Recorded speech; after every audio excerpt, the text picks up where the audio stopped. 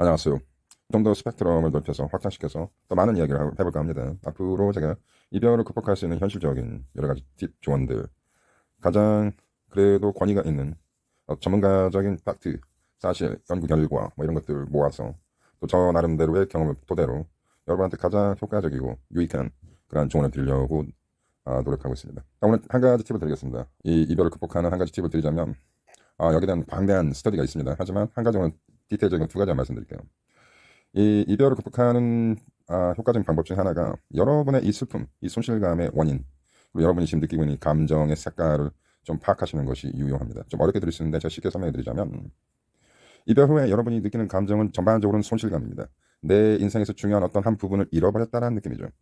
물리적으로 얘기하면 뭐 손가락이 하나 잘렸다든지, 경제적으로 얘기하면 현금 한 5천만 원 정도 잃어버린 느낌. 이러한 어떤 손실감입니다. 여러분이 직장에서 해고당했거나, 여러분이 사랑하는 애완동물이 죽었거나, 여러분의 아버지나 어머니가 돌아가셨거나, 이런 느낌과 비슷합니다. 손실감이란 건 그런 것이죠. 그래서 이 손실감 후에 느끼는 그 감정이라는 것은 대개 잃어버렸다는 그 어떤 슬픔이지만, 이 물건을 잃어버렸다와 사랑하는 연인과의 관계 브레이크업은 많이 다릅니다. 이 연애 이후의 손실감이라는 것은 수많은 복잡한 감정을 만들어냅니다. 예를 들면 슬픔이라는 것도 있겠지만 두려움도 있고 또 상대에 대한 원망 이런 것도 있습니다. 그리고 분노, 내 자신에 대한 분노일 수도 있고 상대에 대한 분노의 감정들이 꽤 많죠. 근데 한 가지 제가 지금까지 방송을 만들면서 이 분노의 감정에 대해서 제가 좀 얘기를 많이 하는데 이별 후에 어떤 슬픔을 느끼고 이 슬픔 때문에 여러분이 운다. 그리고 사람들한테 나의 슬픔을 이야기한다. 이런 것들은 사실 이별 극복하는 데 도움이 됩니다. 여러분이 울다, 눈물을 흘리고 슬퍼한다는 것은 필요한 과정일 수 있습니다. 즉 나가 어떠한 느낌과 감정을 가지고 있는 것을 내 자신이 정확하게 파악을 해서 거기에 대해서 해결 책임, 거기에 대한 어떤 나의 순수한 자연적인 반응을 보인다는 것은 인간적이고 성숙한 것입니다. 나쁜 게 아니죠. 그래서 혼자 조용히 공간과 시간을 찾아서 여기에 대해서 눈물을 흘리거나 슬퍼하거나 비통해하는 것은 나쁘지 않습니다. 이러한 자연적인 힐링 프로세스를 거쳐서 정상인의 삶으로 돌아올 수 있는 거죠.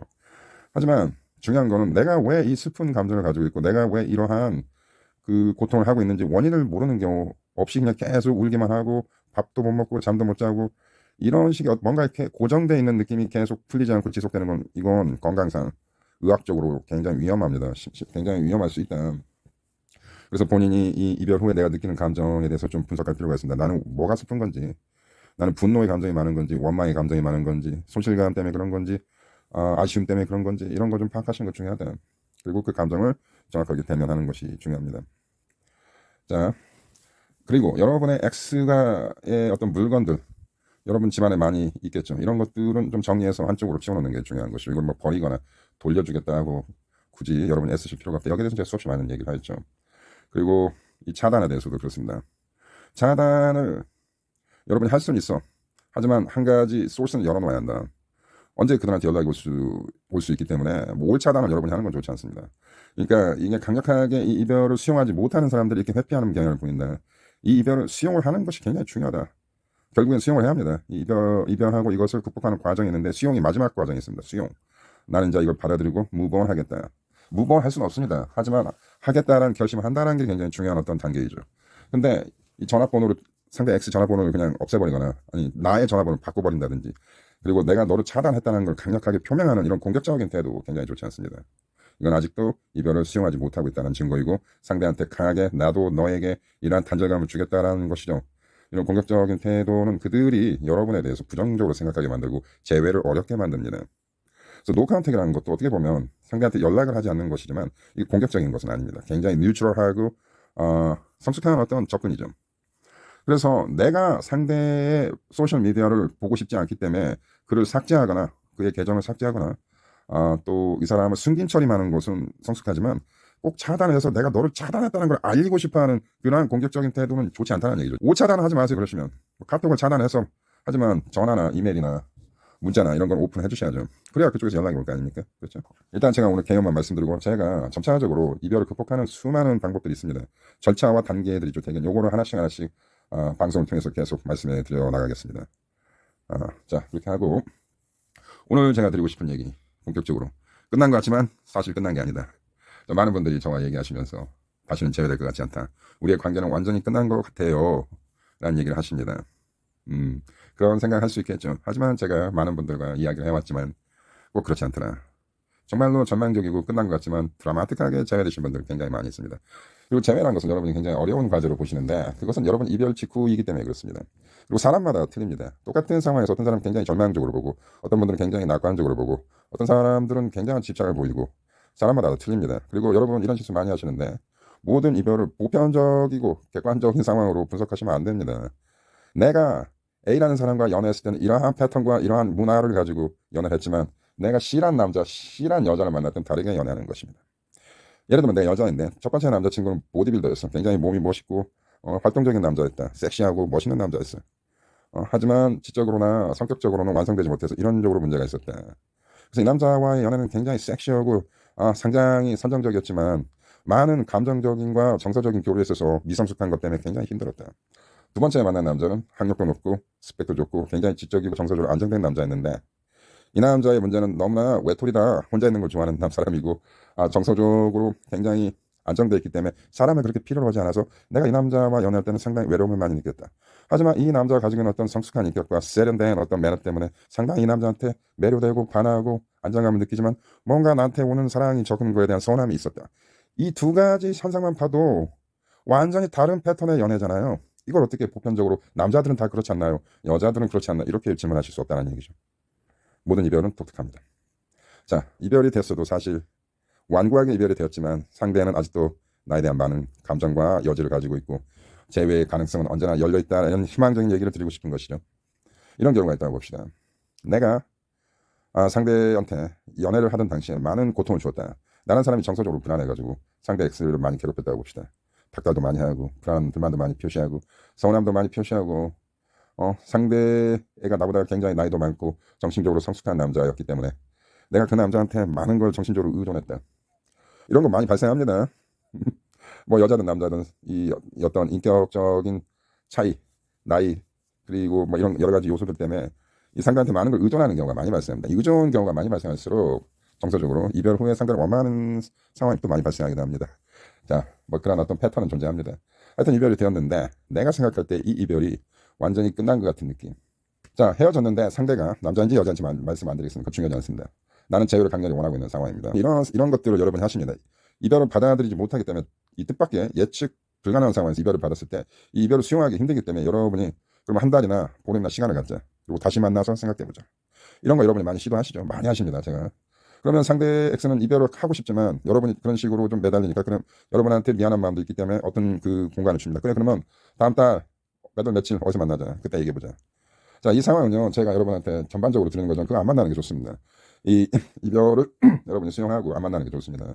그래서 메시지를 전달해서 안 만나자, 끝내자, 이렇게 하는 건 좋은데, 이것도 일종의 재회를 위한 방법이긴 합니다. 그들은 여러분과 이별했을 때, 전반적으로, 보편적으로, 여러분의 X는 여러분을 잃어버릴 수 있고, 여러분을 다시 못 볼 수 있다는 생각을 안 합니다. 그들은 이별을 하는 이유는 여러분을 보지 않겠다가 아니에요.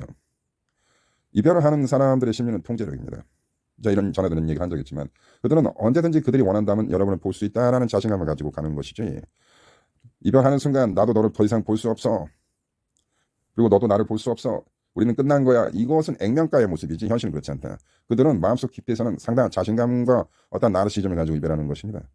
나는 너를 언제든지 내가 원한다면 너를 볼 수 있다라는 자신감을 가지고 이별한다는 거죠.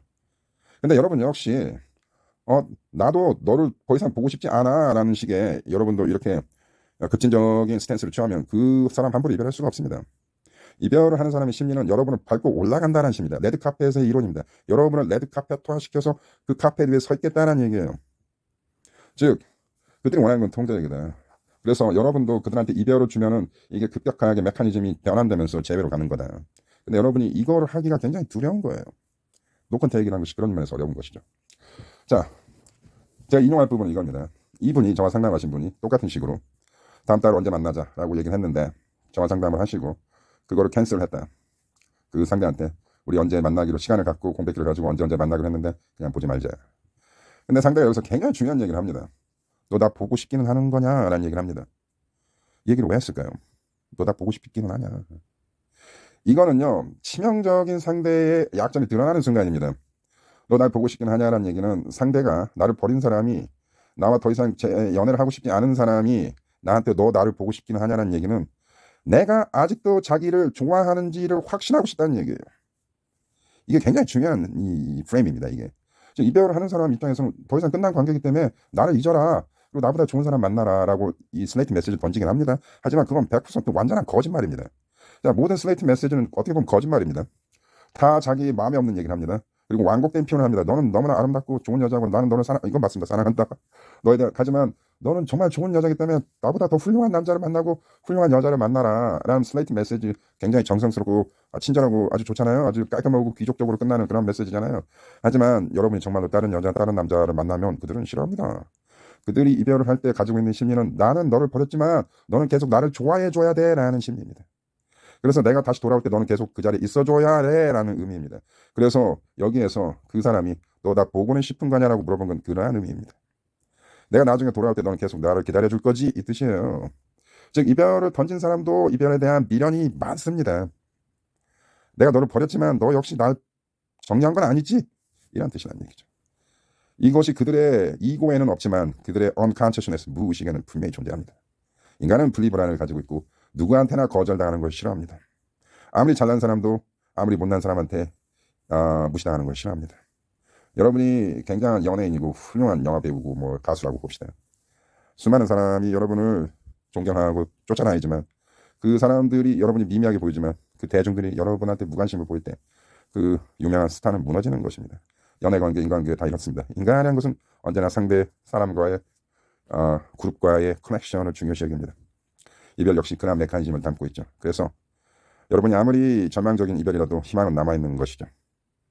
자, 여러분 스테이 위미하시고 계속 노력하시기 바랍니다.